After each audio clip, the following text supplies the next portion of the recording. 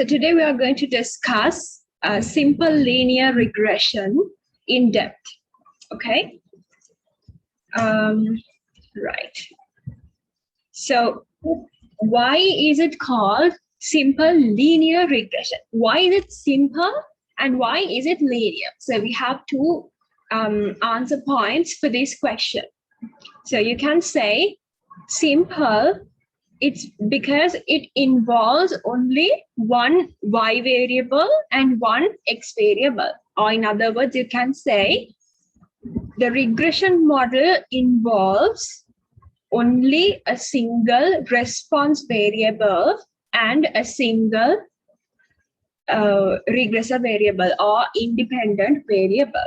You can either use the dependent variable, the word dependent variable, independent, regressor, x variable, y variable. It's always better to go with the meaning, because x and y really depends on how we define the variable. It doesn't have to be always x and y, but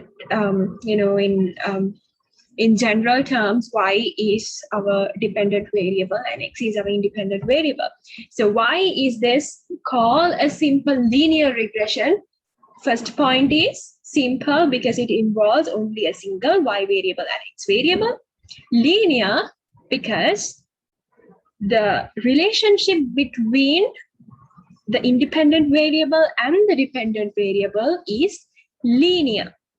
There is a linear relationship. When some variable increase or changed by a single unit, the other variable also changes in some units in a linear manner. Okay, so we can simply model a line equation. So that is the answer for this question, right? Am I clear? Yes. So when you're asked a question like this, you have to separately mention why it's simple and why it's linear. So altogether, it's simple linear regression. Example for this. The basic example, let's take simple linear regression for this example.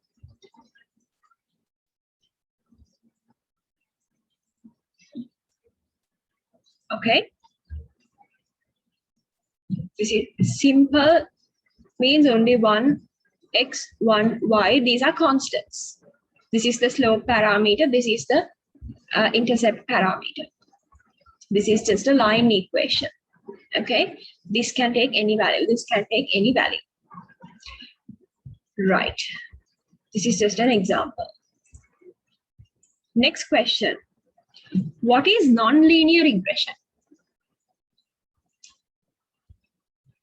Nonlinear means it doesn't possess a linear relationship between the considered variables.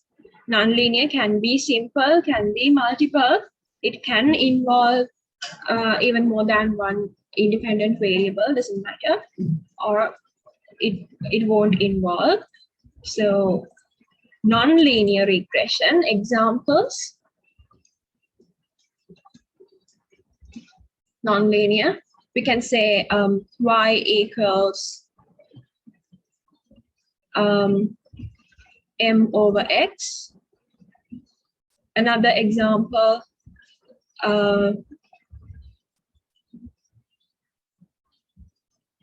or you can have even different variables.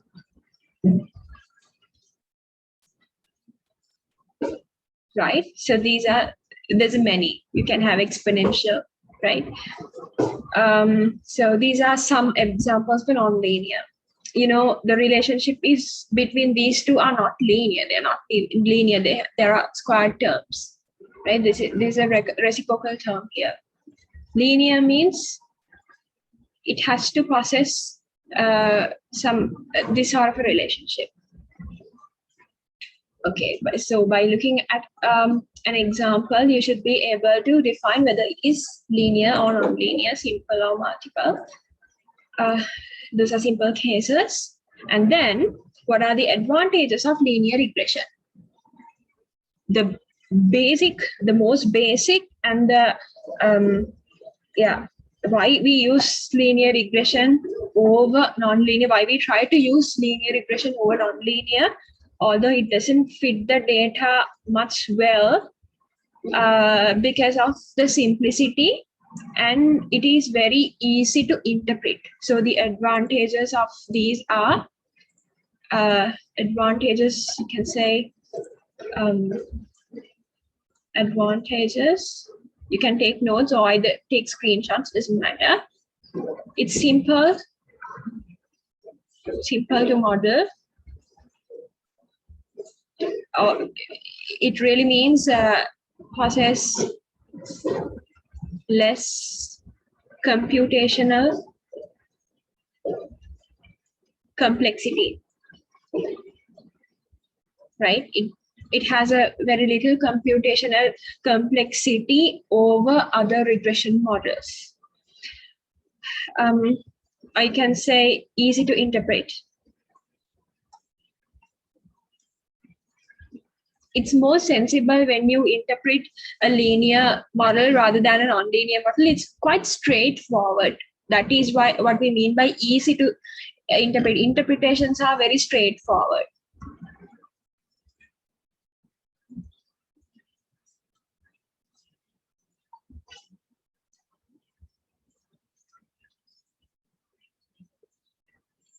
They are very straightforward and very sensible, very close to us. Okay, so there's many, you can search and see what are the other advantages that SLR process, simple linear regression model process. So it doesn't have to be the best fit all the time. For example, if we have our Y here, X here, let's say we have some data like this, so still we can fit a linear regression model, but this is not the best fit, right? The best fit should be something like this. Although it doesn't have to go through all these scatters, it doesn't have to. That is what you call as overfitting, right? Still, you can fit any model as you wish. But in this case, this has some disadvantage because the predicting ability of this line is very less than this line. This is something non-linear, right? We are fitting a linear relationship for something non-linear, right? So the predicting ability in that case is very low. The intention of a regression model is the prediction ability, right? But at the same time, it should be fairly interpretable and comprehensible to the end user. If you can't, sensibly interpret something to a third party, to a non-statistician, then again it doesn't have any value, right? So yes, interpreting is important. We are not like getting rid of nonlinear models. We highly use these, but what we try to is, as long as it has an acceptable predicting ability, we always try to go with the simplest model as much as possible due to these advantages. And there may be other advantages as well. Right. So that is what it means. Then, so this is a pictorial representation of what linear approximation is. This dashed line is a line. Okay, this dashed line is a straight line. This is also a straight line. Okay, so if your data goes something like this, you can fit just, so this is just combining all the scatters. So this solid line is an overfitted line. It's not a model. It has just shown you the way data is spread. So if for something like this, for some behavior like this, you without any problem, you can fit a linear model, simple linear regression model. In a case like this, if you are not happy to go with a non-linear regression, so this seems to be a curve shape like this, right? When looking at the actual data, it seems to be something like that. But if you are not happy with going in a non-linear model, if you really want to possess a linear model to this, still it facilitates us in fitting two linear models. In this case, we call it piecewise linear approximation. From this point to this point, without any doubt, you can simply fit a regression model, linear regression model. From this point to this point also, you can fit a regression model. But the slope parameter and the intercept parameter are going to be changed. So for an instance like this, you call it piecewise linear approximation, right? Okay, if you have questions, please ask. I'm continuing, right? Okay, so this is basically how the regression model looks like. So y is the predicted value, x is the independent variable, beta 1 is the slope parameter. In y equals mx plus c type line, beta 1 behaves like m, our slope parameter. It determines the slope of it. Beta naught behaves like c, the intercept parameter in y equals mx plus c. So here onwards, we are not dealing with the notation m and c. We go with beta 1, beta naught, beta 2 likewise, right? So this is the random component. This epsilon denotes the error. Of course, this has an error, right? What we do is we are minimizing it as much as possible. Okay, that is our intention. So if this is the scatter plot gives you out the pictorial way of the relationship between the two variables considered at that time. So for something like this, by eyeballing, by looking at this, you can see that this could be fitted by a linear regression model, simple linear regression model. So that is that scatter plot and line of statistical relationship. So it has some positive relationship like this. If you drew a line, you can see the type of the relationship. So that is the difference between the correlation analysis and regression analysis. That is why we go one step ahead for regression rather than having the correlation in our heads. We discussed that last week. Parameter estimation. So here basically we use least squares estimation method. I know last year you should have learned method of movement estimates, method of maximum likelihood, right? MLE, MOM. So those are estimation methods, right? So least squares is also another method of estimation, but we omit the proof for the moment. We are not proving how this beta 1, beta naught, these are coming from least squares method. We omit that for the moment. I might discuss it, I might not, we'll see, but within today's lecture, we are not discussing it. So how do we estimate this value? How do we estimate this value? Because this is also again parameter estimation. This is the true model. If we get rid of the random term, this is the true model, right? So you don't have to get rid of it. This is the true model, right? For the data. But you know, population parameters are unknown. They are unknown constants. These are parameters to this model. Beta naught, beta 1 are parameters. Based on data, what are the data that we have? Values of y and values of x. Based on y and x, we try to estimate beta naught and beta 1 in order to get a model. Only if we know values of beta naught and beta 1, we can plug in values to x and predict y. So for that, we should have some method of estimating beta naught and beta 1. So you know, by notation, statistical notation, you have learned this in Mathematical Statistics 2 course, right? For the parameters, how do we estimate? When we estimate it, we denote it with a hat. So estimated value of beta 1 is given by beta 1 hat. Okay, and this is the expression. This is the expression. Beta naught hat is given by this. So this one could be when you found this out, if you are given a data set, you should be able to identify beta 1 hat, not actually identify, compute. You have to compute beta 1 hat, beta naught hat in order to process the model. So in this course, we expect you to do it manually, right? Maybe in the last lecture, I'll explain you how to do it using Minitab, that is a statistical software. You don't have to have Minitab with you. The thing is, you have to know how to interpret the output of it. I'll show you how to do that. So that is the very end of this lecture series. So for now, and even for the final exam, you are getting this. You are given a data set and you are asked to estimate these. So you should know these expressions, because within this course, within today, we are not discussing how this is derived. This is not hard, this is easy. But you have to know this formula, right? So this one, okay, I'll tell you what this SXY and SXX means, okay, because these are very lengthy formulas. So you substitute, you add it to a variable. So this is a standard notation, right? I'll tell you how this is coming in a few minutes.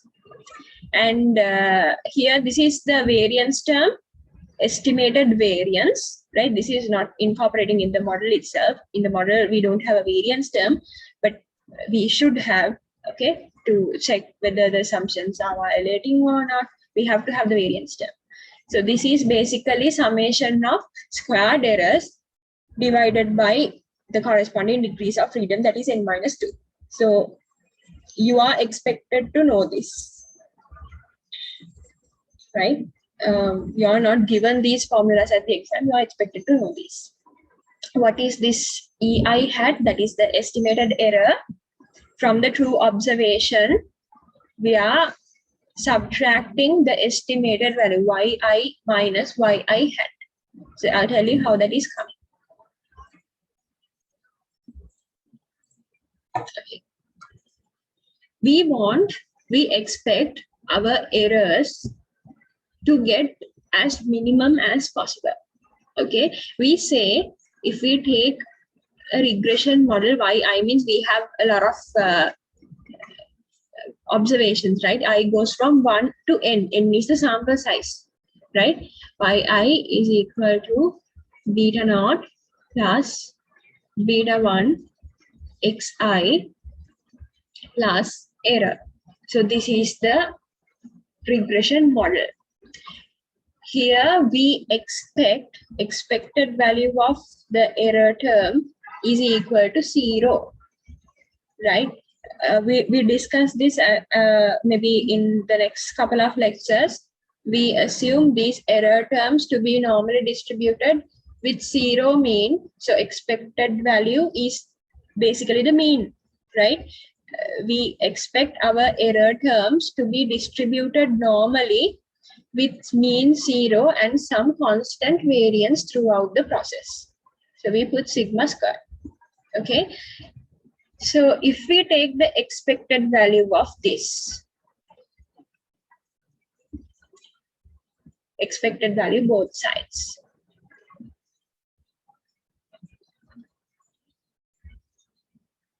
Since these are independent terms, you can distribute this expectation.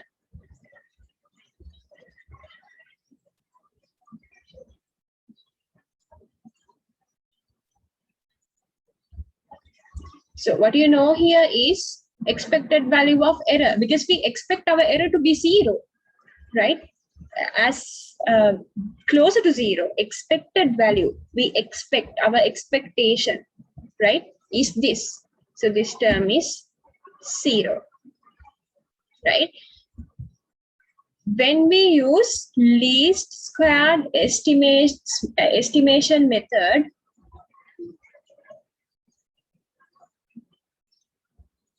we call it LSE, right?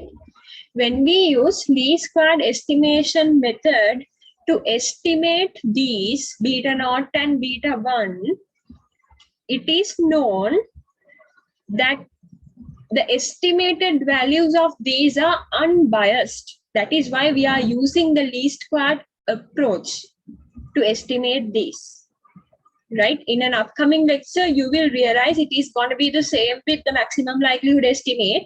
We are going to look at the derivation as well, because you know how to estimate parameters using maximum likelihood method. We are going to just show that to you. But here we use least squared method, or sometimes call this ordinary least squares, OLS estimators. We say it like that, or LSE or OLSC. You can call anything, ordinary least squares method. So, or when you estimate these parameters by using least squared estimation method, it has been found out that estimated values of these are unbiased. These are unbiased estimates. So what do you mean by an unbiased estimator? Anyone? What is the definition of unbiased estimator? Let's say our parameter is theta.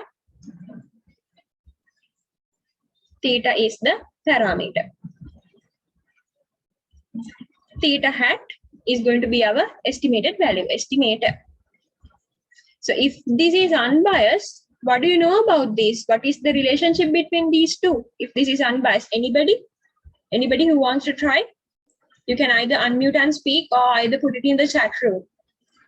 If this is the parameter, if this is the estimator, how do you say that this is unbiased for theta? Theta hat is unbiased for theta. How do you say? Anybody who remembers? It's okay to go wrong, just put it in the chat room. If you don't like to speak up, otherwise you can speak.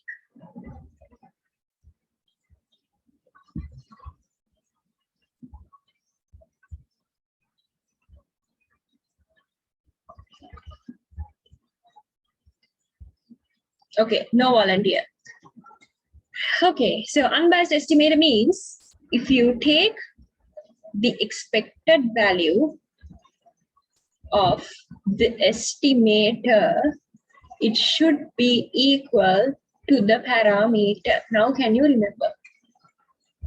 At least put a yes or no in the chat room so that I can go ahead. Unbiasedness of an estimate. Now, can you remember? This is what I expected from you. Yes, ma'am. Okay, thank you very much. So unbiased estimator means expected value of the estimator. This estimator is coming from the terms of data, right? So let's say we have a parameter mu, okay, and our estimator is mu hat. Let's say our mu hat is equal to summation of xi divided by n. So this is a function of data. We know the values of x's. This is our data, right? We know the values in our data set that is given to us. So we can compute this actually. To show that this is an unbiased estimate for this, what do? We take the expected value of this quantity, that is mu hat, expected value of the parameter, and show that is equal to mu. If this is not equal to mu, if this is mu times something plus something, if we are getting whatever the value which is different from mu, we say it is a biased estimator, right? So here what I wanted to say was, just a recap on mathematical statistics 2 course. It's not okay to forget this, but what to do, right? So we when it comes to regression parameters, and when we estimate these is just like theta, right? Vector theta is equal to beta naught, beta 1, because we have two parameters to estimate here, right? So what is vector theta hat? This is just notation, nothing to worry about. This beta naught hat and beta 1 hat, estimated values of these. So they are unbiased estimators. So if they are unbiased, right? Anyway, without even looking at this, you know, expected, this is a constant. We had the parameter value here, right? This is a constant. So this is beta naught expected value of a constant is that constant itself, right? Plus, you can take this constant term out of expected value.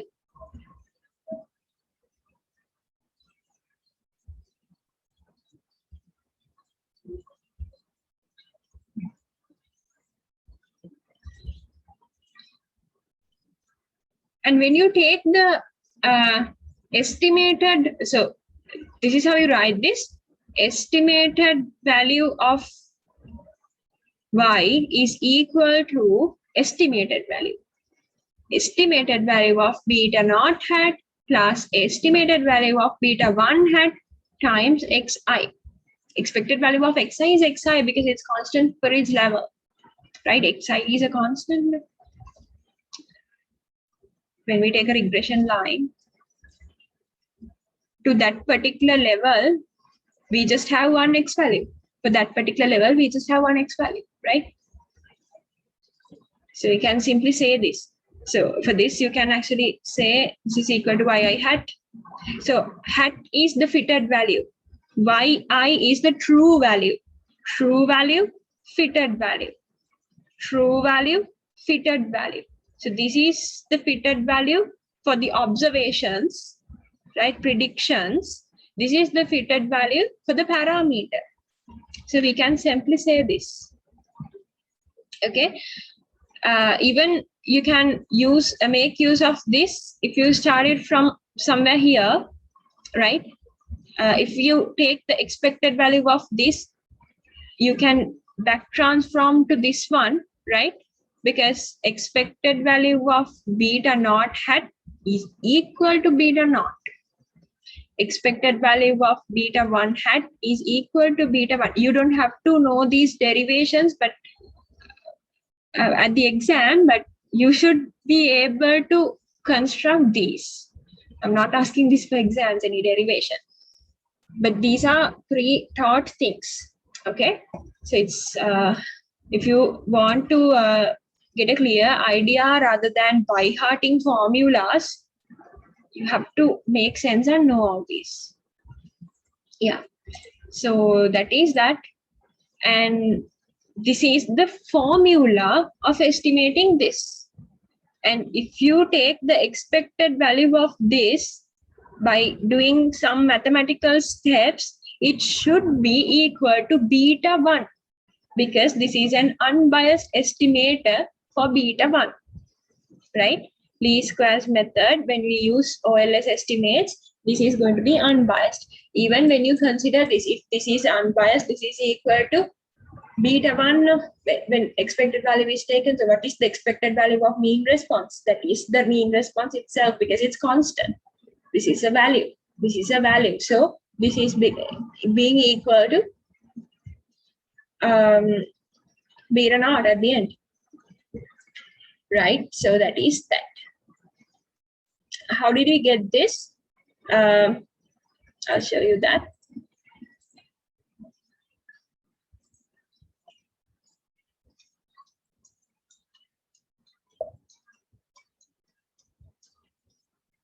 Okay, when you take the error term out, error is equal to what?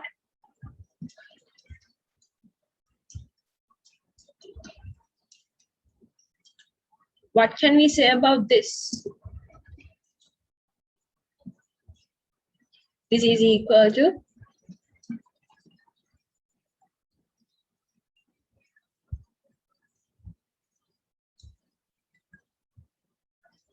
right? So the errors are equal to this. So what is estimated error? Usually we don't use this term.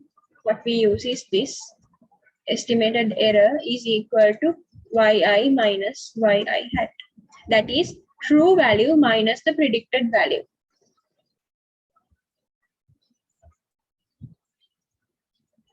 Let's say we have a line like this. Okay.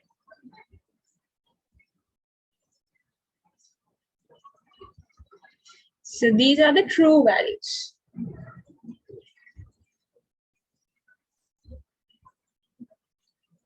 At a given level of x,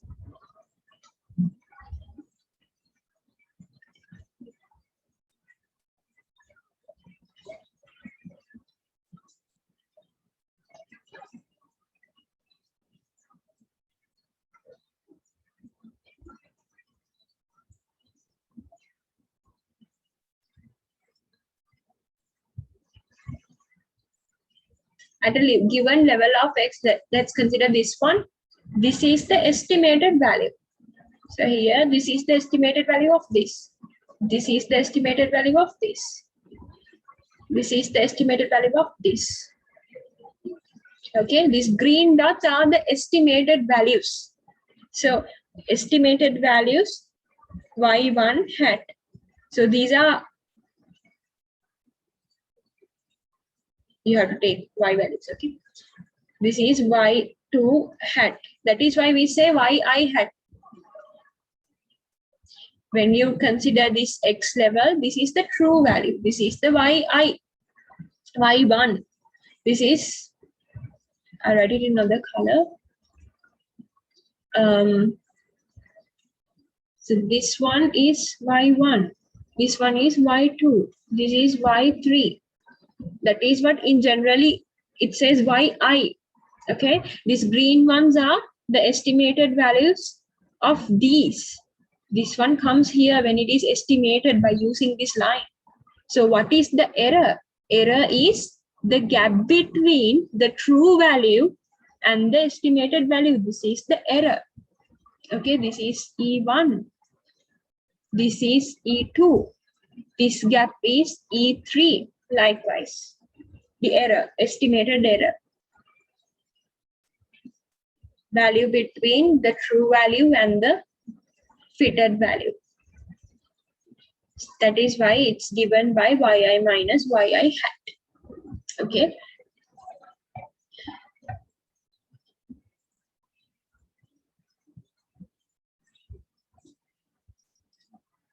That is how this is coming. Yi minus yi hat. So basically yi hat means this estimated value of the regression model. Okay. The least squares method can be used regardless of the distribution of errors. If the form of error distribution is known, the method of maximum likelihood can be used, right? So that is why basically we use least squared estimation method to get these formulas, because we do not know the prior distribution of it, right? But it is an assumption in regression that errors should be normally distributed with zero mean and some constant variance. If that is known, you can use method of maximum likelihood. You know, you have to go get the product of the PDF, right? To know the PDF, you have to know the distribution. Otherwise, how are you going to form the PDF? Whether it is binomially distributed, whether it is normally distributed, Poisson distributed. So if you are given some distribution only, you can use a method of maximum likelihood in order to estimate the parameters. If you don't know, you have to use some other method. So least square estimation method comes to the story at the point where you don't know the distribution of errors. But in regression, particularly, errors should be, that is an assumption, errors should be distributed in zero mean and some constant variance. Okay, so here, if the form of error distribution is known, the method of maximum likelihood can be used. So since the assumption is known to us, we can use either this one, but anyway, we are getting the same result. It can be shown that ML estimates, method of maximum likelihood estimates of regression coefficients. So beta naught, beta 1, they are regression coefficients, right? Regression coefficients are identical to least squares estimate. Identical means exactly the same, right? This is done by using OLS, ordinary least squares. Even by using MLE, you can get the same formula.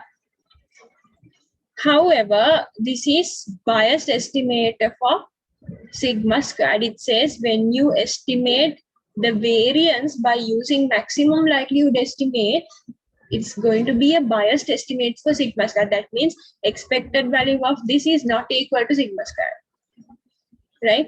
But least squares estimates are always unbiased estimates, right? So that is why least squares method is preferable over MLE. Although we get the same thing for these regression parameters, we are not getting an unbiased estimate for our variance, right? So in order to get this, we use least squares method, so we can get everything as unbiased estimates. That is why least squares method is used here. This is not changed. These are not changing, but this could be changed. Right. So if you're asked at the exam, you could be asked actually this one.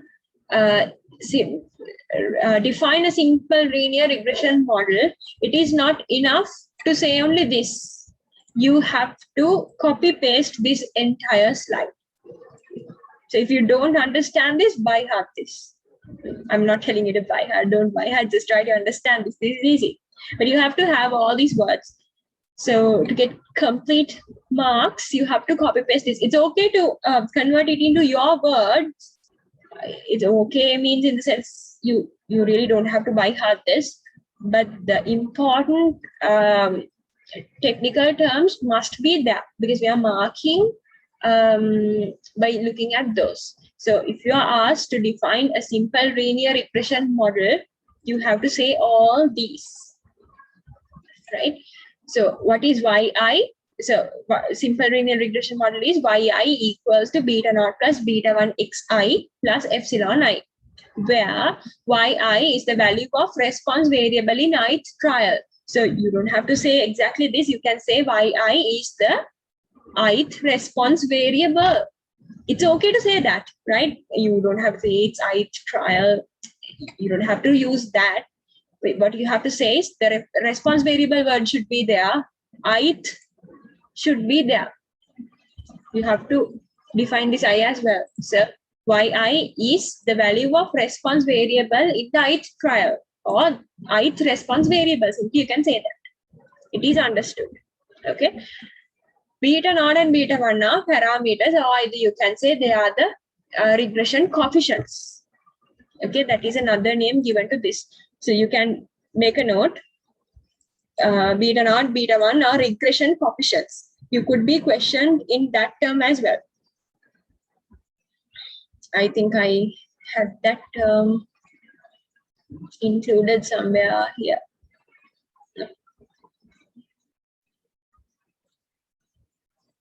Yeah. So please summarize all those. Xi is the known constant value of the predictor variable on the ith value. Simply can say ith predictor variable. I said xi is a constant because we are looking at each level, right? First one, second one, third one, likewise. So xi is the ith predictor variable. You can simply say that. You don't have to write paragraphs. Ei, the epsilon I, is the random error term such that expected value of this is 0 and variance is this, and errors are uncorrelated, which means covariance of two errors are 0. They are uncorrelated. They are independent, right? For all I, j, where I is not equal to j, right? If you take two errors, they don't have any dependency. They don't have any relationship, right? They are independent from each other. That's why it says this. So you have to say ei is the random component where expected value of ei is 0 and variance is constant and errors are uncorrelated. Or without, if you don't like to say this, you can say this. You don't have to write both. You can either go with this, or you can simply say errors are independent. Whatever the term you are using should be complete and acceptable. You don't have to by heart and put this block there. Even if you do that, you're getting full marks, but that is an additional effort you have to put to by heart things. So what you have to say is this is the ith response. These are the regression coefficients or the parameters of the regression model. This is the ith independent variable or the ith predictor variable, right? This is the random component where the expected value of this, we expect our errors to be 0, right? We expect that the average error is 0, right? On average, the error is 0. We expect that to have. So This is nothing rocket science, right? So this is the random component with expected value is equal to 0 and constant variance. Of course, it should possess a constant variance. Otherwise, one of the regression assumptions are violated. So when you're asked to write a simple linear regression model, don't write only this, you're not getting marks. You have to define what these are. Okay. So revisit to parameter estimation because I have to tell you this, right? Yeah. So actually, this is the computational thing. You know, when you're given a set of y values and set of x values, you can either use this formula or this formula. It really depends on how you use it. So this numerator part is equivalent to this part, which is denoted as SXY. Can you see the pattern? SXY is summation. Summation is put to the entire thing. Xi minus X bar gives you Sx, right? S means summation, right? X means Xi minus X bar. Here Y means Yi minus Y bar. Can you see a pattern? S, X, Y. So these are subscripts. You have to write the big X and very small but capital X and Y there. Okay. This is SXX because can you see this is summation Xi minus X bar times Xi minus X bar, which has given you square. So what if you have something like this? Summation Yi minus Y bar squared. That is going to be SYY. So that is how you write the notation. So you can either use this one or this one when computing beta 1 hat. These are the same, right? How come these the same? Let's see. I'll just show you one. Okay. So let's take SXY. What is XY? Summation I goes from 1 to n. You always have to specify the limit. Okay. Xi minus X bar will give you this part, right? Yi minus Y bar will give you this part. Okay. This is equal to, you can expand this. These derivations are not important in our exam. I'm just showing you how this computational formula is derived. Xi times Yi minus Xi times Y bar minus X bar Yi plus X bar Y bar.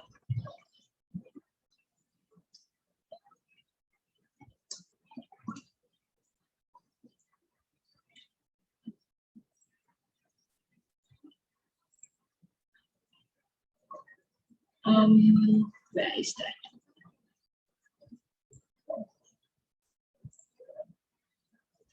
This one. Okay.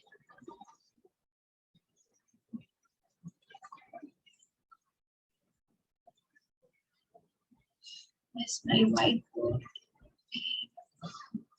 Right. Here actually you can say it's just a matter of deriving these, right? Xi, Yi term is there. So here you can you see a pattern? Xi times, so this is actually summation Yi over n, right? This is summation Xi over n times Yi.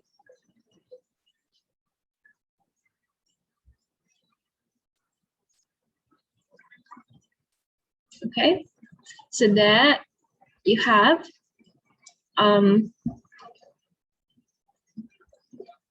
we're going to have this here. So we'll just distribute this summation Xi. Here we can have summation Yi over n.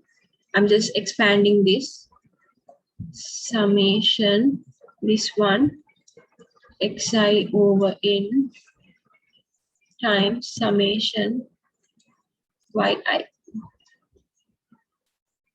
So this is a constant. Summation I goes from 1 to n.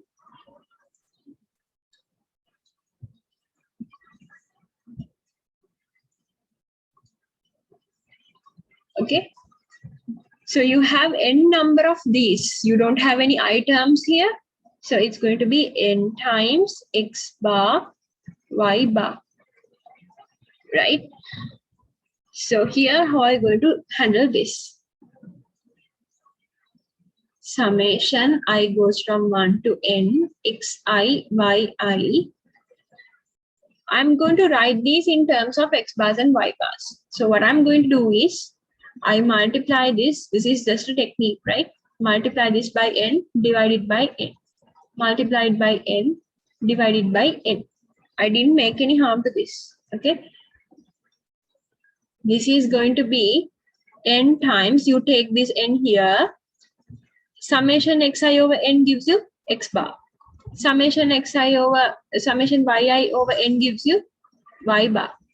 Here also the same thing. You put this n here. Summation xi over n will give you x bar. Summation yi over n will give you y bar. Plus n x bar y bar. You cancel these terms out. Its summation I goes from 1 to n xi yi minus n x bar y bar. So this is equal to this. Similarly, you can compute summation xi minus x bar squared also. Okay, so that is going to be equal to summation xi squared minus n x bar squared. You can take a screenshot of this if you want to. So you can use either these methods when you are given a set of data with these values. So you can simply adapt this formula in order to compute beta 1 hat. If you are given something like this, you can use simply this formula in order to compute beta 1 hat by using SXY, right?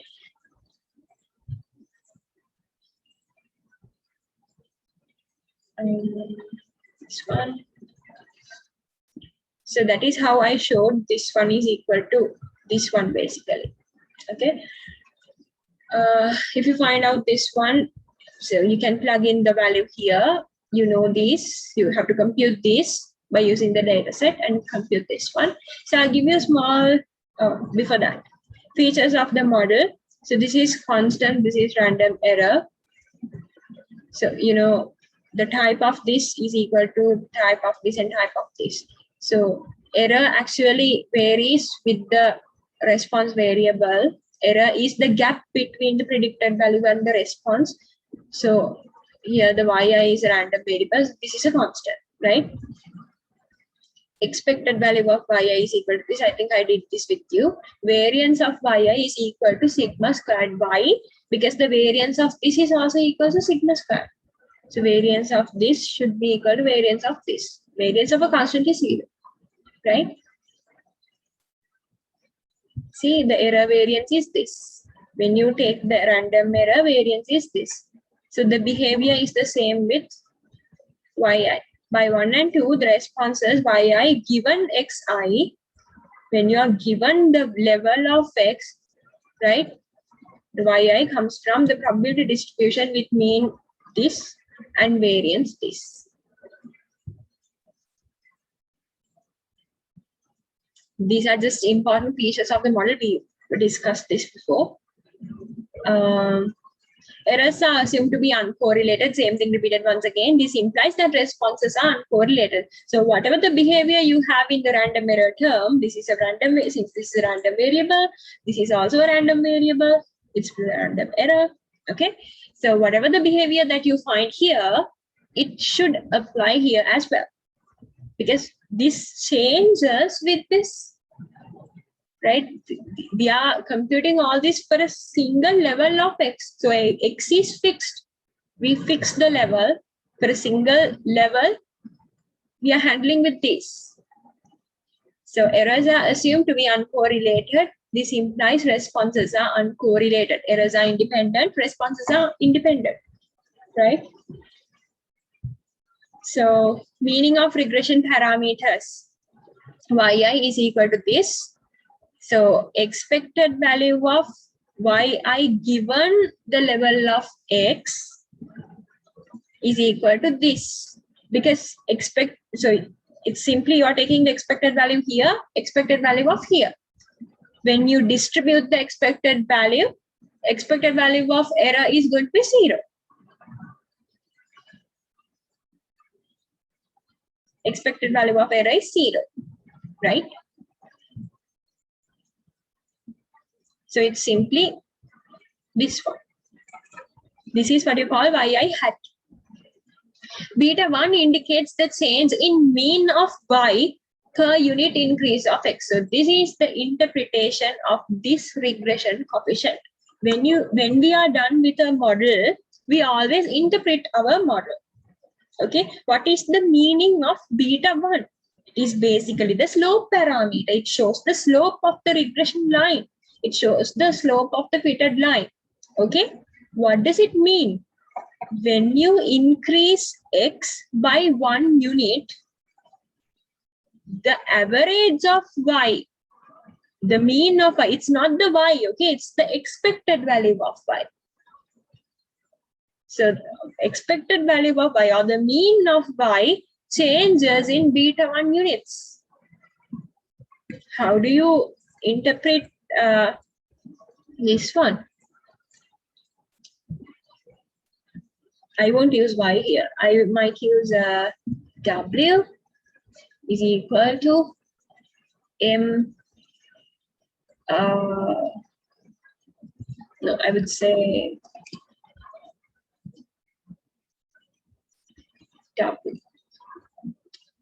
w is equal to m r plus c. Let's say something like this. So this is a parameter. This is a parameter. So we put hats here. Okay, this is the estimated value, if that is the case, right? This is equal to expected value of w. Okay, how do we estimate it? What do you mean by m hat? When we increase r by 1 unit,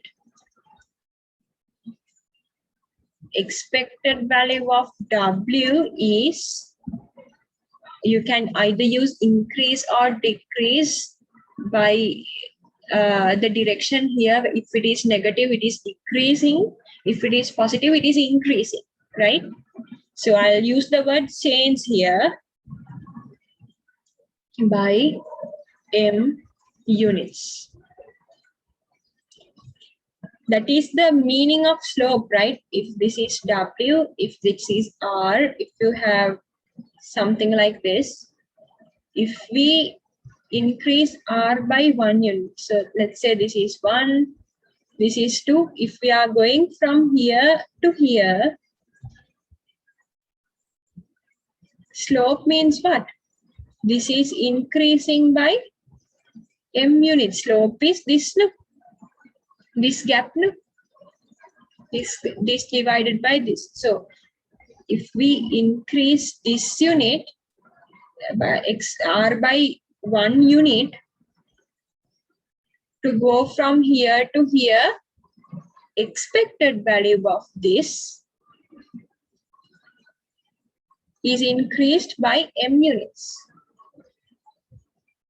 A single increase of this increases this by m units. So if it is the other way around,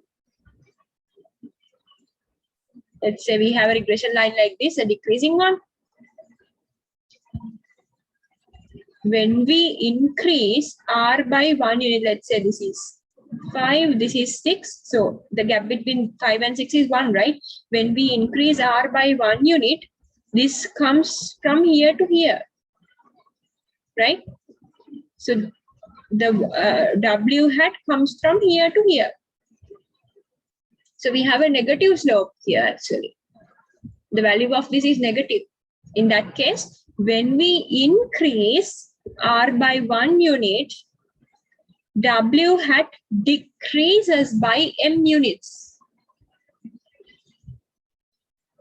Or either you can say W hat increases by negative m units, but that is not plain language, right? We have more profit, we have negative loss. So both are equal, but when you are interpreting something, don't make the audience confused, right? It's not incorrect, but usually if there's negative, don't use the word increase by negative m units. Just say decrease by m units. That's how you usually interpret. Okay, same thing is given here in some other words. Beta 1 indicates that is the slope. Okay, meaning of slope indicates the change in mean of y, x, y, or you can say y hat, right? Mean of y, expected value of y. Okay, per unit increase of a unit increase means increasing x by 1 unit. That is the idea. So this is explained here. Unit increase in x increases this by beta 1 unit if we have a positive relationship. If we have a negative relationship, unit increase in x will decrease this by mean of y by 1 unit. Is that understood? How do we interpret the slope parameter? Any questions?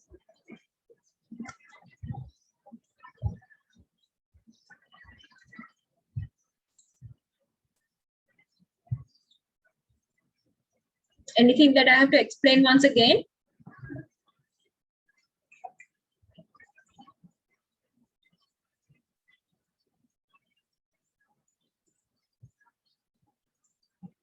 No. Okay. Right. So I'm giving you out an example and giving you some time also. So first of all, just write down this. Just take a screenshot of this or just quickly write down this one and this one. This thing. Because you are going to use it. You are going to do some exercise now. Take a screenshot or either write it down. Beta 1 hat, beta naught hat, that's enough.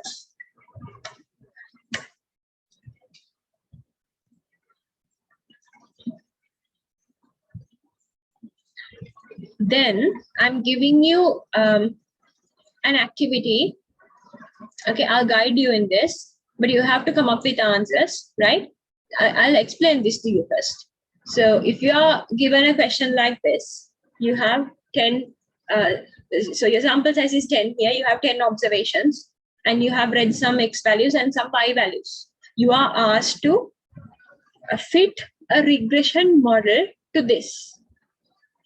So the pattern of it is yi is equal to beta naught plus beta 1 xi.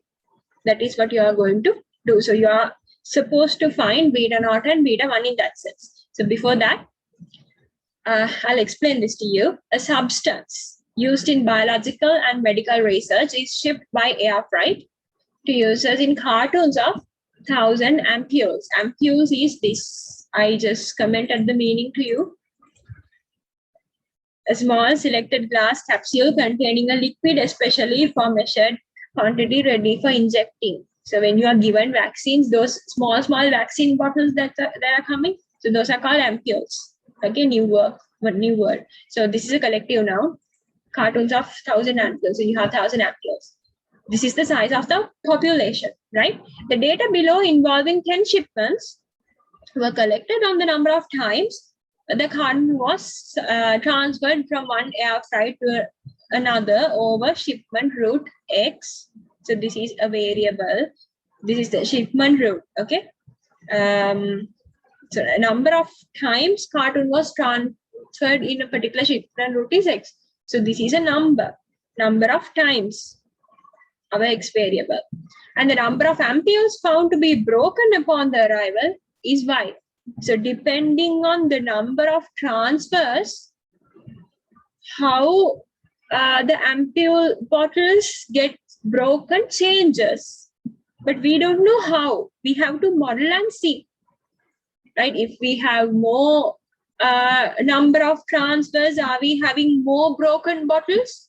If we have more number of transfers, are we having less number of broken bottles? We don't know. We have a data set, observed data set. So they have thousands of them. We just picked 10 out of them. We extracted a sample out of this population. So we have observations for the number of transfers. So when there's one, number of broken bottles are 16.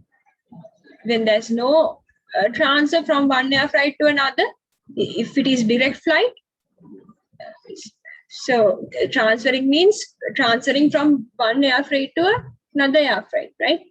If it is a direct flight, you don't have to do any transfer, right? So if 0, they still have found 9 bottles have been broken.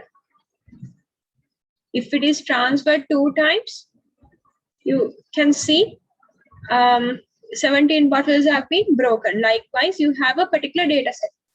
Okay. So data set is given to you. These are the questions. Plot the data. So I'm not asking you to plot the data. You know how to plot it, right? X-axis, you have 0, 1, 2, 3. Y-axis, you have values maybe from starting from value up to 22. You have the Y-axis. So it's just a matter of plotting this. X equals 1, Y equals 16. You plot the point.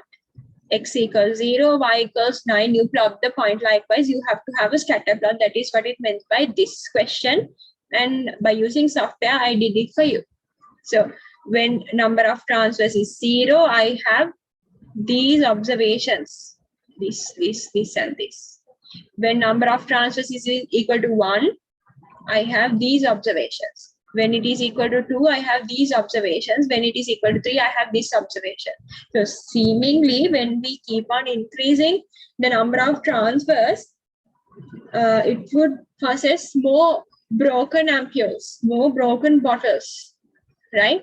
That is logically convincing, right? That is sensible. When we put them here and there's a high chance of breaking. But still, that is all about data, about the collected sample. So we can fit a regression line somewhere like this, but we don't know which is the intercept, which is the slope. We don't know. For that, we should be able to find out the values of beta 1 and beta 0. So the next question is, obtain the least square estimates of beta 0 and beta 1 and state the estimated regression function. So let's say beta 0 is 5, beta 1 is 6. I don't know, I didn't compute it yet. Okay, I have this data set and I have these formulas. That's why I told you to take a screenshot of these formulas or just write down these formulas. Based on X's and Y's, you know the sample size, you're going to compute these two, right? So let's say beta 1 is 5 and beta 0 is 6. So what is our model? Yi equal 6 plus 5 times Xi. So I want a model like that. So now I'm giving you a task. Just copy down this data. I'll tell you how to copy. Don't copy it right now. I'll just leave the screen like this. Okay. And I'll give you the columns. So I'm telling you can use either of these formulas. So what I have computed here is using this one actually. So you can have columns to this. If you are happy with computing by using this formula, it's okay.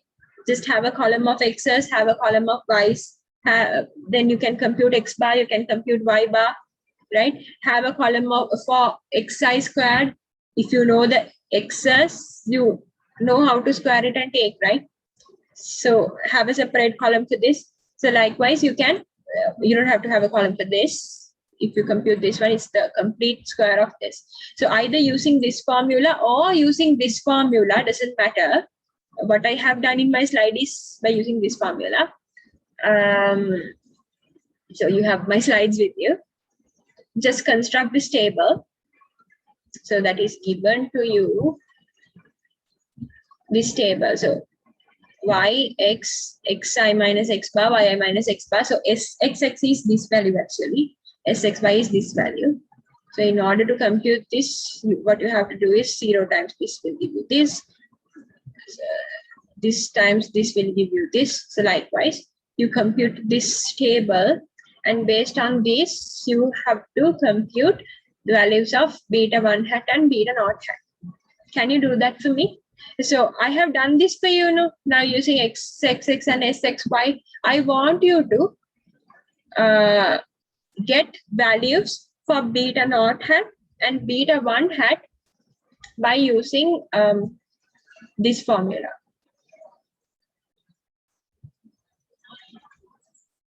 Okay. So I'll help you with that. Just because it's the very first time, this is not hard. Just copy down the yi values here. You should have 10 rows. Copy down the xi values here, and you can compute summation of xi, and you know the sample size is equal to 10, and you can take the value of x bar, right? Similarly, you can take the value of y bar. Just add these up, divided by 10. Add these up, divided by 10.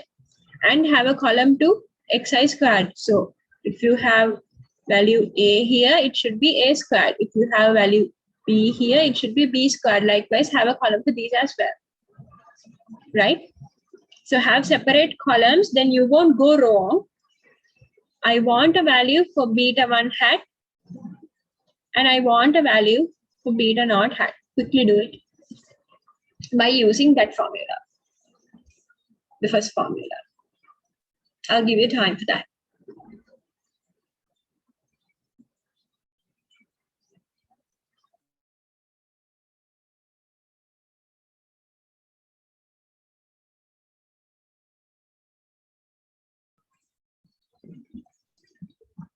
Okay, I received 2 answers in the chat room.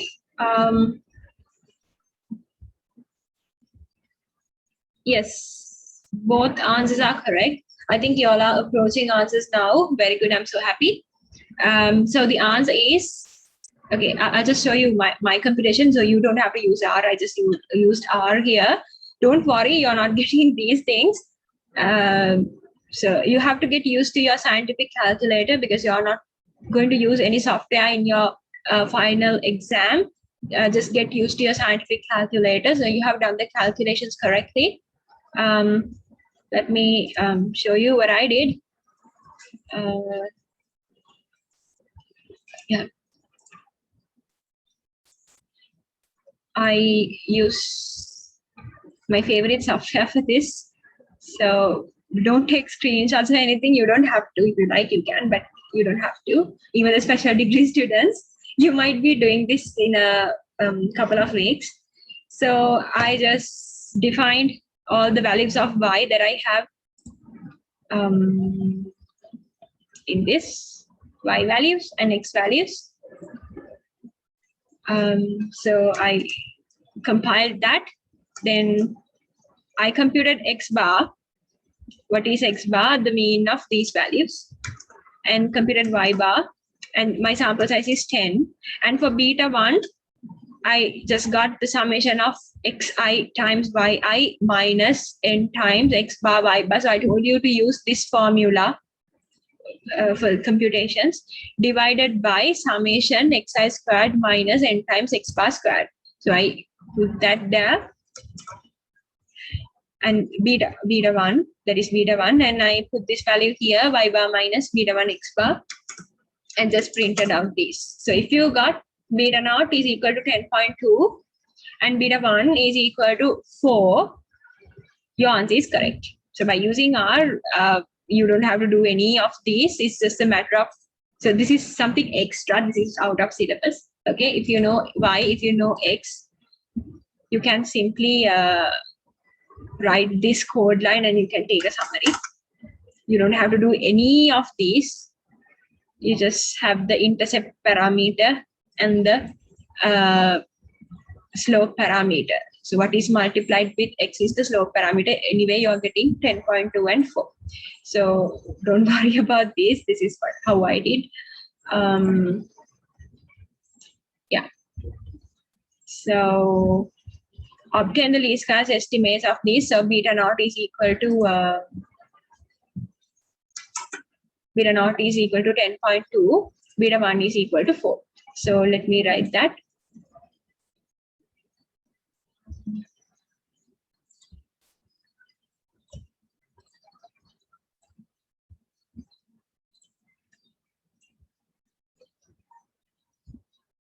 You can either write the model in this way. Yi hat is equal to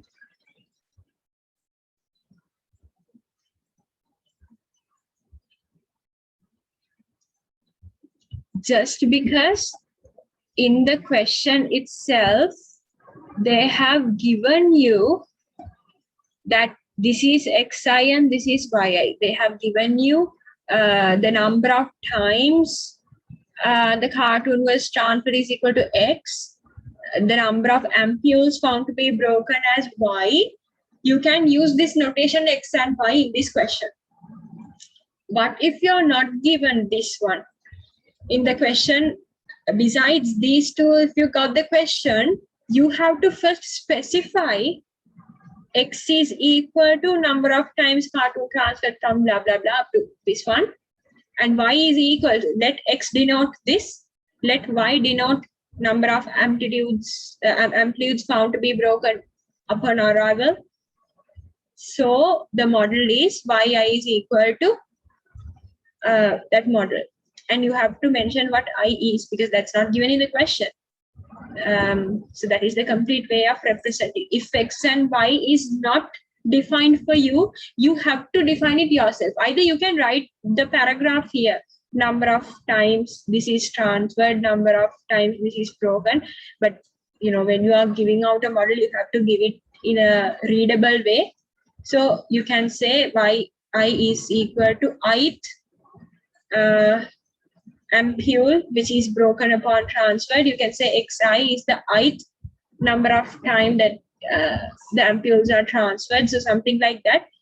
It's better if you say I goes from 1 to 10 because we have 10 observations, right? This is the complete model. So here you don't have to define y and x because they have given it to you. So by using this model, so you're going to work out something. Plot the regression function along with data. Does estimated regression function appear to fit the data well? So you can do that using software. So this is the plot.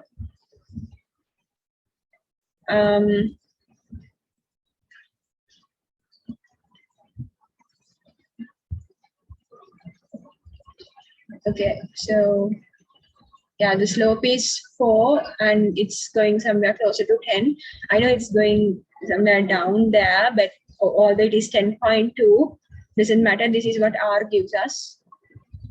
We'll start and see. I wonder whether this is.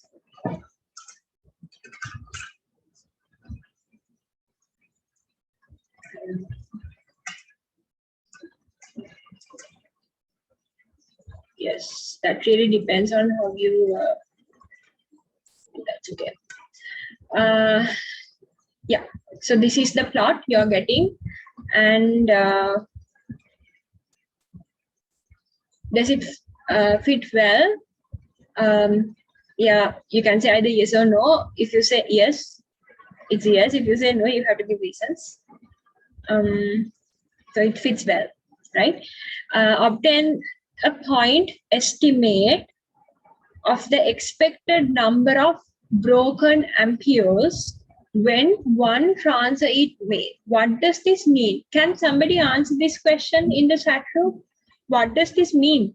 Obtain the point estimate. So they are asking some predicted value, okay, of the expected number of broken ampules or the average number of broken ampules or the estimated number of broken ampules. You can say anything. They're asking about the y, predicted y, okay, when one transfer is made. So how are you going to do that? Someone please try. Okay, this is the equation. I'll show you. What is the answer? How are you going to get it?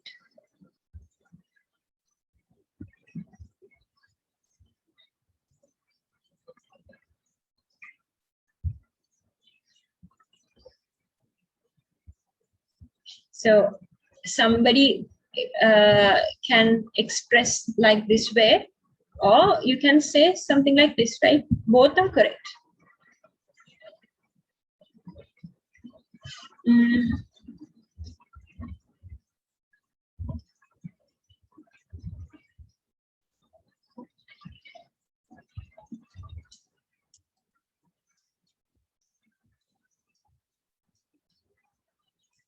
It's better to have it like this. I know it's long.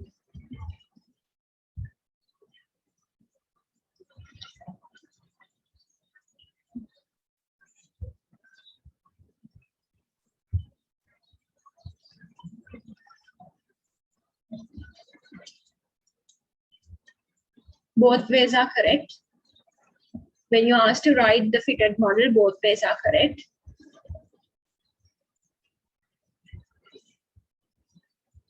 Anybody to answer the question? So what is xi here? Number of transfers in ith trial. What is yi here? Number of broken ampules in ith trial. What do they ask us to compute? They ask what is the expected number of broken ampules when there is just one transfer. Now what is the answer? Okay, in the chat room, yes, yeah, xi is equal to 1. So that is what they mean by the question. So what is the answer here? Well, somebody has answered xi is equal to 1. True. So what you have to do here is you substitute 1 here in this model and get this, because they are asking us to obtain a point estimate. So what is the point estimate here? They are asking us some value, right, of the expected number of broken ampules. So what is the number of broken ampules? That is basically the y. Y means number of broken ampules. Expected number of broken ampules means what? Expected value of y, right? Given the x, expected value of y. Or the yi hat, you can say both ways, right? Average number of broken ampules when xi is equal to 1. What is xi? In the ith trial, if the number of transfers is 1, what is the value of yi? That is what they ask, yi hat. So what you can do here is I'll just erase these off.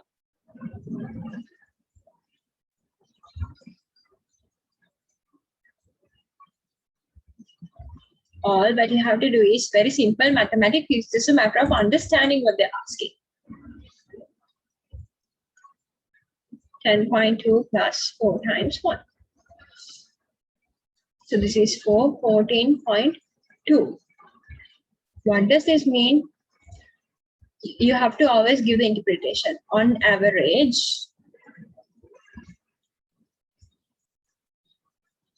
when number of transfers is 1, or you can say on average when there's just one transfer, that is nicer to say like that, no? Always explain this in nice language.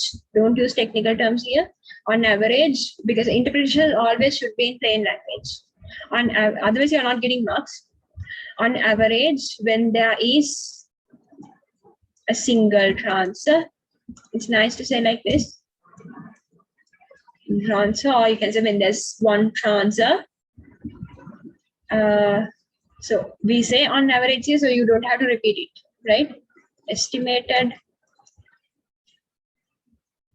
number of broken ampules is approximately 14. This is the interpretation of this. This is the answer. What it means is this. So number of bottles can't be 14.2, right? It is a countable value. Of course, from this model, we are getting a decimal value. But when you are keeping the answer, make sure it makes sense, right? Nobody can put wrong for this. But if you are asked to interpret this, if you put 14.2 here, that is wrong, right? It doesn't make any sense. How do you talk about 14.2 bottles? Its number of bottles can't be a decimal. So be sensible on that as well, right? On the units. So since this is number of bottles, this is unitless. So you can say approximately 14 because it is around that value. You can round it off. This is the answer and this is the interpretation. Did you understand? We can take a screenshot of this. This is the answer, right?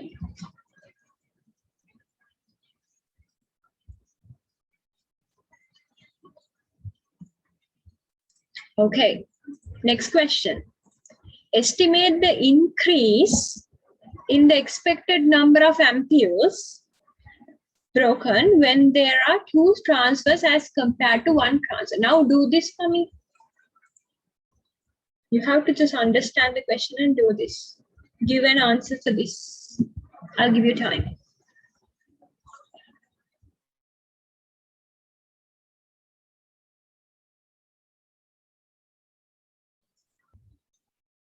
Okay, let me do that for you. You might be wondering what this is. There's nothing to worry much. I'll just clean this up. Okay, so what we computed here was when x is 1, y is 14.2. They are asking what is the gap when x is 2. So you have to first compute this value and you have to take the gap, right? So this is just one method. I'll tell you what. So yi hat is equal to 10.2 plus 4 times 2, right? This is basically 18.2.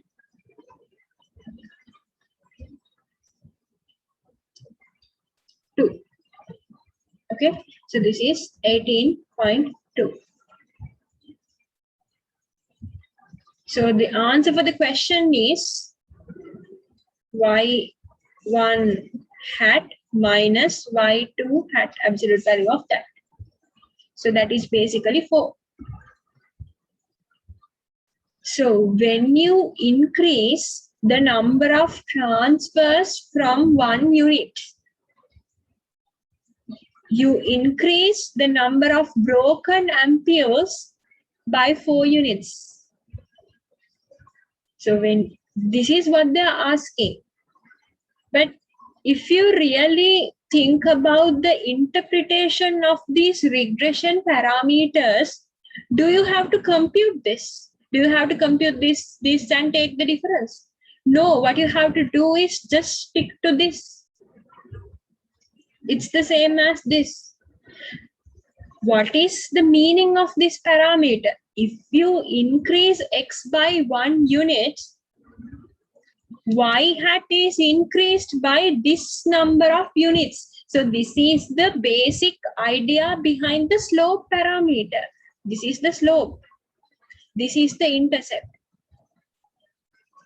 You can show that, like by computing this way, you can show the gap between these two is 4. When you increase it by 1 unit, the increase of number of broken bottles is going to be by 4 units.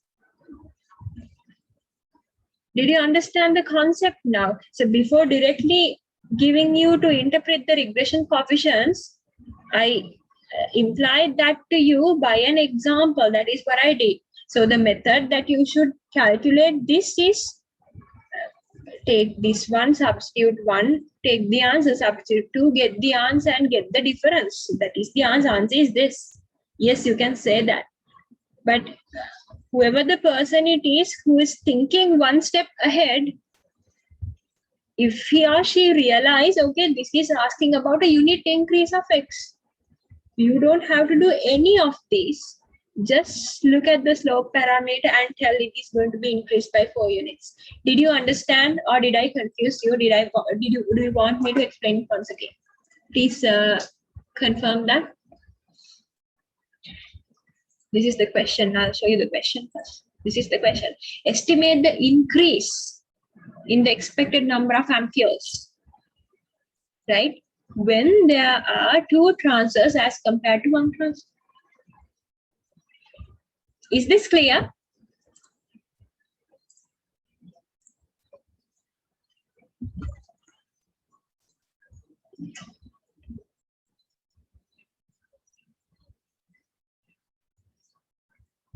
Is this clear? Yes or no?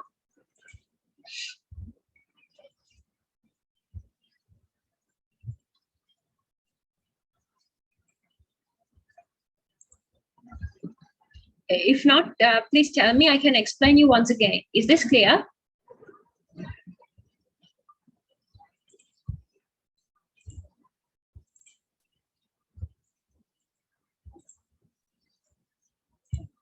I want answers.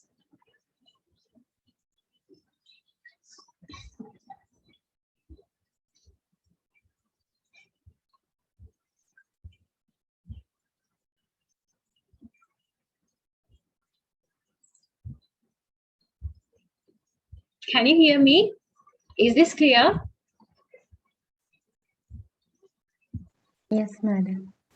Okay, thank you for confirming. You're taking too long to respond. Don't do that. Okay, fine. If not, please tell me now itself so that I can explain it once again. So these concepts should be well understood. And I should emphasize that when you are interpreting this, okay, on average, this thing, when we increase by unit, this happens. So you have to use the word on average. That is a must in the previous interpretation, right? On average, when x is equal to 1, y is equal to 14 approximately. So otherwise you have to say the expected value of y is equal to 14 when x is equal to 1.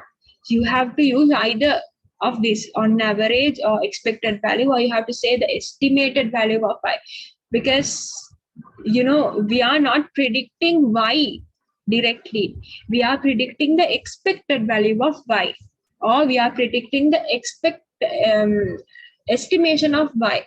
On average, we are saying y because in a given next level, there are so many y's. No?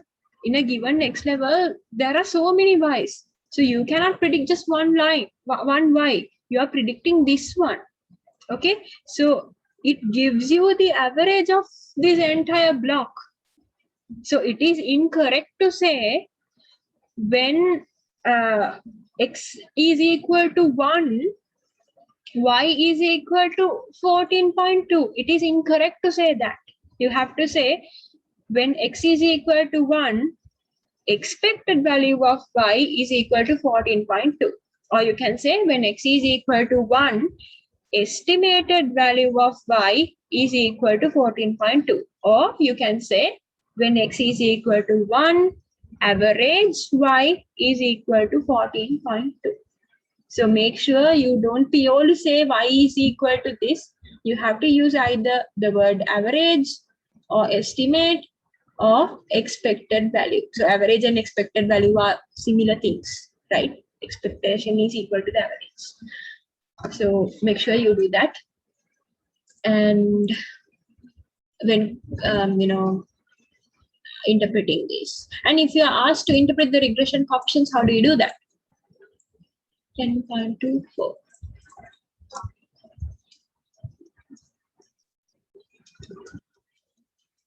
If you are asked to interpret this, how are you going to do that? This is the intercept, right? So you could interpret this when this becomes 0, right?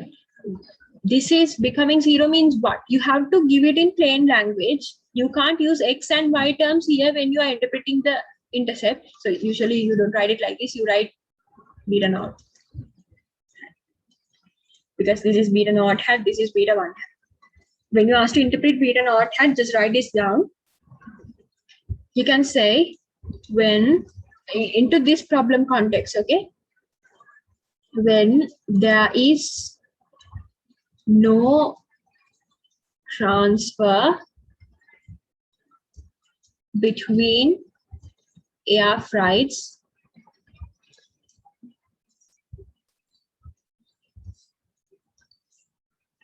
average number of broken ampules is 10.2.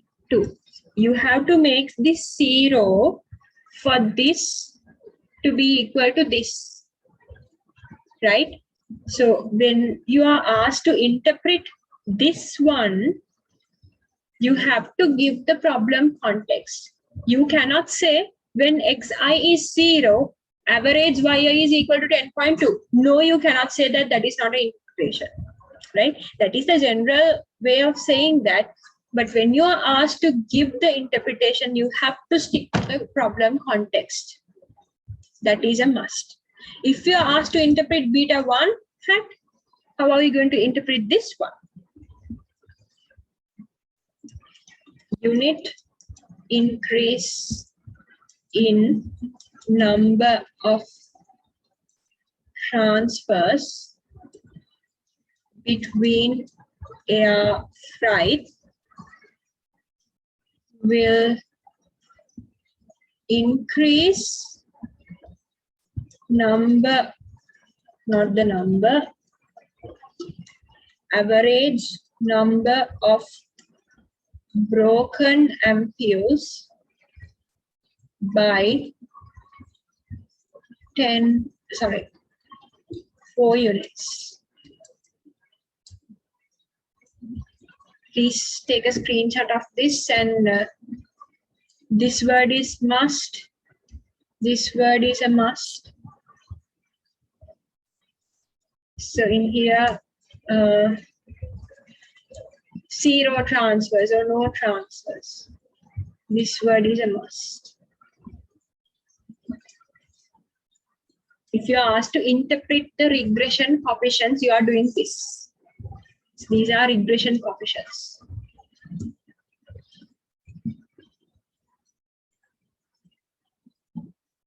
Or you call it model parameters.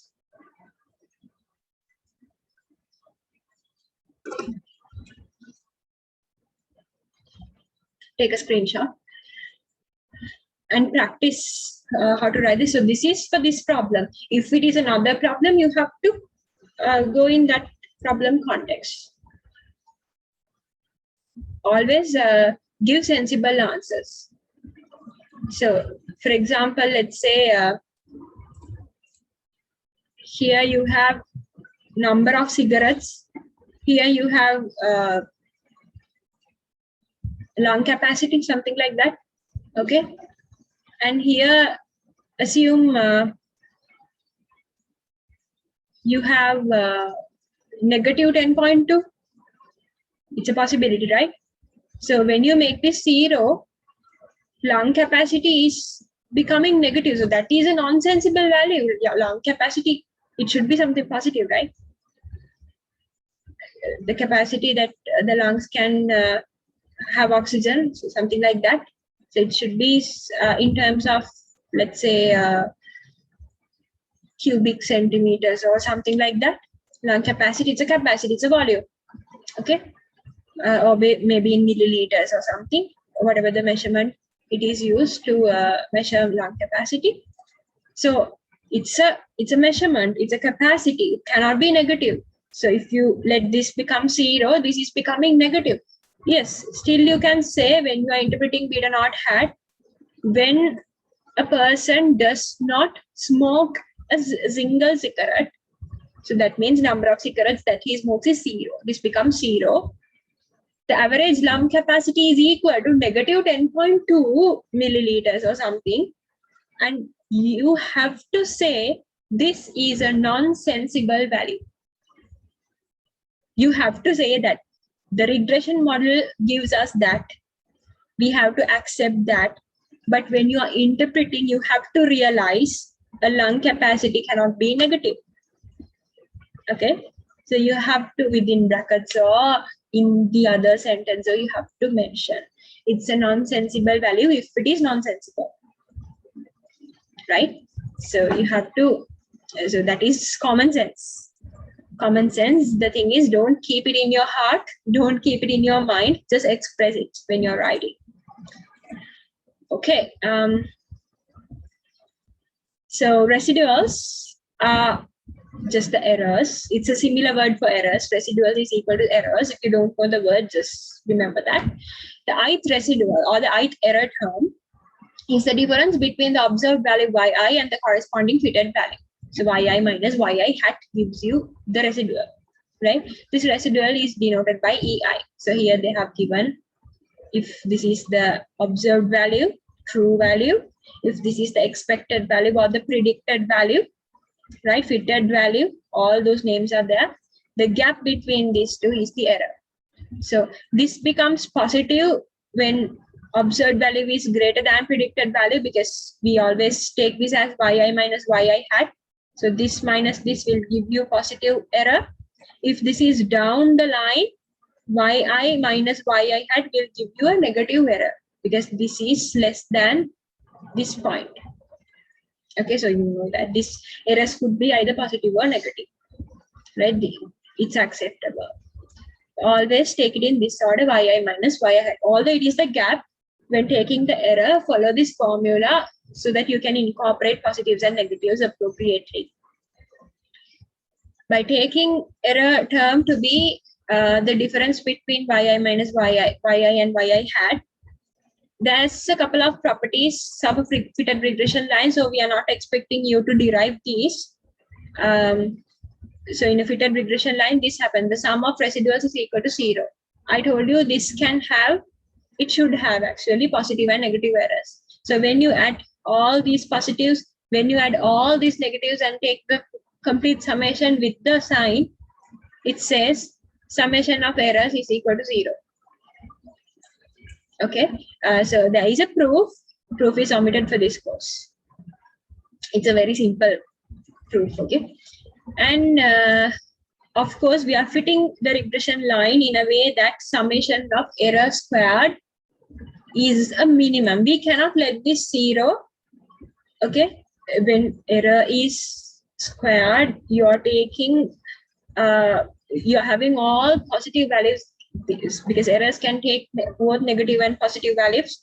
If you square them, you are getting a set of positive values. So summation of positive values cannot be 0, but we are letting this very close to 0, right? Summation of squared errors is a minimum. That's why it says minimum. This is not equal to 0. It doesn't have to, right? Because it has, if it is 0, which means all these points are lying in this line, lying on this line, not here and there. Okay, so this is a property, this is a property, and sum of observed values yi equals to sum of fitted values. Yi is not equal to yi hat, but summation of yi is equal to summation of yi hat. Of course, it's obvious, right? Observed value is not equal to the fitted value. See, this is the observed value, this is the fitted value. They are not equal, right? But if you keep summing up the observed values together, and if you keep summing up the fitted values together, in regression, it is a property that the summations are equal to each other. That is what it means by this. Don't confuse. Summation of this is equal to summation of that. The sum of weighted residuals is 0 when the residual is the ith trial of weighted trial is weighted by the level of predictor variable in the ith level. So this is also a property. Summation xi times ei is equal to 0. What does it mean? So this is x1. Whatever the value you read from the horizontal axis, right? This is x1. This is x2. This is x3, x4, likewise. This is the error. This is the error. So this error is positive, this error is negative, this is positive, this is positive, This is positive, this is positive, this is negative, again positive, positive. This is sort of 0, right? This is positive. So when you multiply the error with the direction, when you multiply the error with the corresponding x value and you sum up everything, it should give you 0. That is what it means. This is a property. And in regression analysis, this property possesses. Okay, you can take an example and see whether this happens. This is theoretically provable. You can prove this theoretically. When it comes to practice with measurement errors, you might get 0.00 something, right? It's a possibility, but theoretically it is proven that this quantity is 0, right? When it comes to practice, you cannot accurately measure the gap, right? All goes with approximations. So you have to know these properties in case if you are asked to. Similarly, you have another property. The sum of weighted residuals is 0 when the residual in the ith trial is weighted by the fitted value of the response variable in the ith trial. So similarly, something like this. If EI is multiplied by YI hat fitted value times the error, and if we take the summation, we still get 0. What does it mean? The fitted value is this. Whatever the values in the blue line at each x level, you call it the fitted value. Okay, you take the error and multiply it by the fitted value. You take the error, multiply it by the fitted value. Likewise, you take all the errors and all the fitted values, and when you sum it up, you should get 0. The regression line always go through the point x bar y bar, of course. That is how it is constructed. So this is x bar because we have a number of observations here. So x bar is basically this. This is y bar. This is y bar. This is x bar. So given the x level, it is going through x bar, y bar. It has to.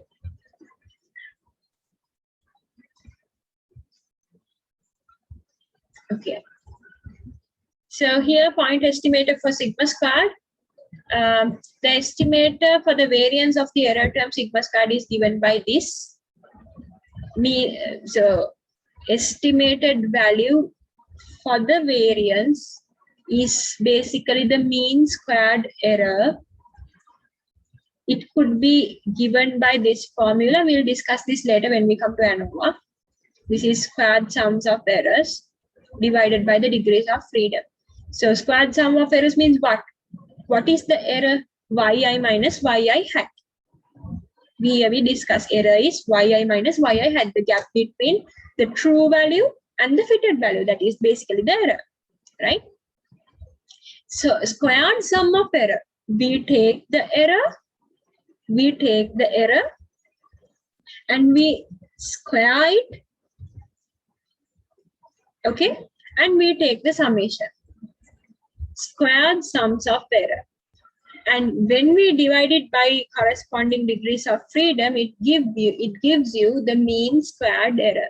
We square the errors, take the summation, and divide it by number of observations minus 2. Here, n minus 2 is actually the degrees of freedom. We will lose 2 degrees of freedom here because we have to estimate these 2 values, right? If we have n observations, if we have to estimate these 2 values, what we have in freedom is n minus 2 number of observations. So that is why we say it has n minus 2 degrees of freedom. So using these fitted values, you have to estimate this one and this one. So what are the free observations? What are the free fitted values? How many? N minus 2. You have n observations, n fitted values. We have to use those values to estimate these 2. And number of free variables are, a number of free observations are, or the fitted values are n minus 2. That is how you take the degrees of freedom. So you don't have to know the logic behind that, simply. So you have to know this formula. You can derive and take it now. Squared sum of errors. Error square it, take the summation, divide it by degrees of freedom to get the mean squared error. And it says MSE is unbiased for this, right? If you take this formula, this is an unbiased estimator for sigma squared, which means if you take the expected value of this and do the calculation, you will end up with sigma squared at the end. It's an unbiased estimate for sigma squared. This is what it means. Proof, we can talk about it later. Expected value of mean squared error is equal to sigma squared. Here we had some formula for sigma squared. This one. So it says this is an OLS estimator, right? Mean squared error. This is basically the mean squared error, right? Yi minus yi hat will give you ei hat. See? Just plug in this value here. So summation yi minus yi hat sum of squares of errors divided by degrees of freedom. If you take the expected value of this, you should get sigma squared because it is derived by using the method of least squares. This form is derived by using method of least squares. So it has to be an unbiased estimator because this method will give you unbiased estimators. We discussed that at some point here. When it comes to maximum likelihood estimators, this is the same, but this is going to be something different. It's not this formula, and that is not going to, the expected value of that is not going to be equal to sigma squared. So it is a biased estimator. So for biased estimators are bad, so we are not using it. For the error variance, we use this one, basically this formula. Right, okay, so this is the end of today's lecture. If you have questions, you can stay and ask, otherwise you can leave the meeting. Thank you so much for participating for today's lecture and stay safe.